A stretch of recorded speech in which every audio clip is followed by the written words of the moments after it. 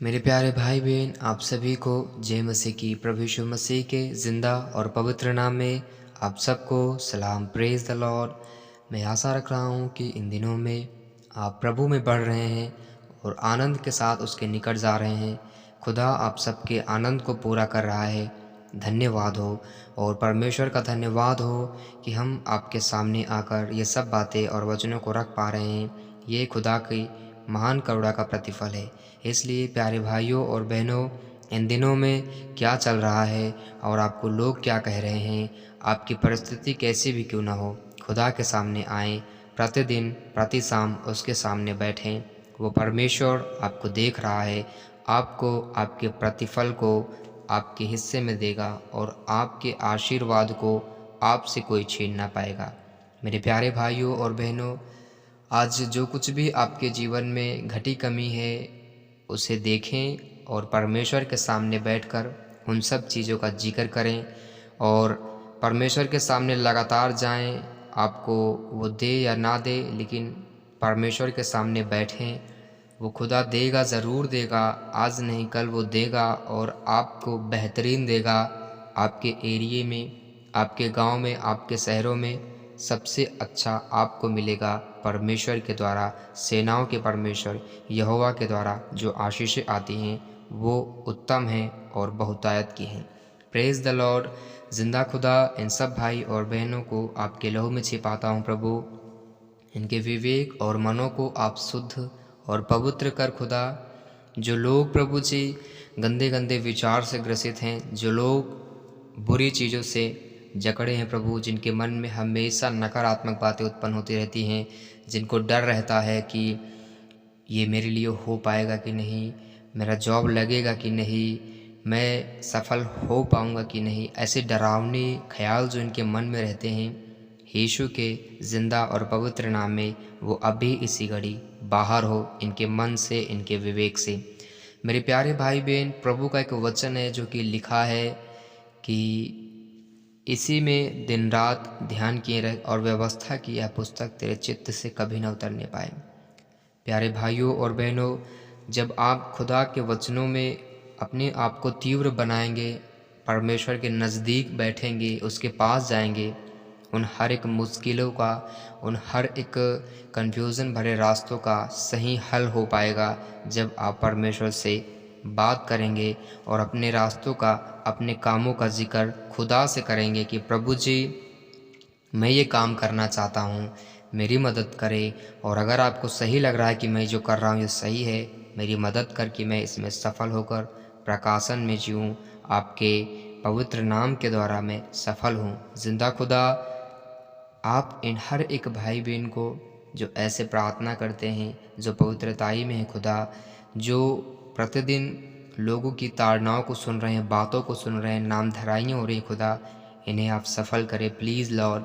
और जो बहुत दिनों से प्रभु जी इधर उधर भाग रहे हैं जॉब के लिए, जो बहुत दिनों से संघर्ष कर रहे हैं, उन भाइयों और बहनों को प्रभु आप सफल करें, ब्लेस करें, क्योंकि परमेश्वर आपका वायदा है, जो कोई प्रभु का नाम लेगा वह लज्जित ना होगा। खुदा बाप, सेनाओं के परमेश्वर यहोवा, हमको ज्यों का त्यों कर दे और अपने मुख का प्रकाश हम पर चमका, तब हमारा उद्धार हो जाएगा। Praise the Lord. जवान भाइयों और बहनों, इन दिनों में अपने आप को पवित्र करें। और आप किस रीति से अपने आप को पवित्र कर सकते हैं? आप इस रीति से पवित्र हो सकते हैं परमेश्वर के वचन के द्वारा, प्रार्थना के द्वारा, उसका धन्यवाद करने के द्वारा, परमेश्वर के सम्मुख बैठने के द्वारा, प्रार्थना करने के द्वारा पवित्र जीवन आप जी पाएंगे। हालेलुया। खुदा आप सबको आशीष दे आज के प्रार्थना के द्वारा।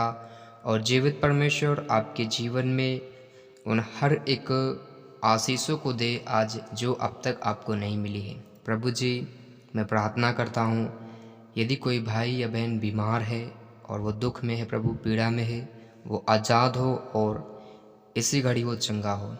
हर भाई बहन ऐसा अंगीकार करें, बोलिए, हे प्रभु, यीशु के कोड़े खाने से मैं चंगा हो गया हूँ, तेरे मार खाने से मैं चंगा हो गया हूँ। खुदा, तूने मेरे लिए दर्द सहा कि मैं दर्द से आज़ाद रहूं। खुदा मेरे लिए तू गरीब हुआ कि मैं गरीब ना रहूं।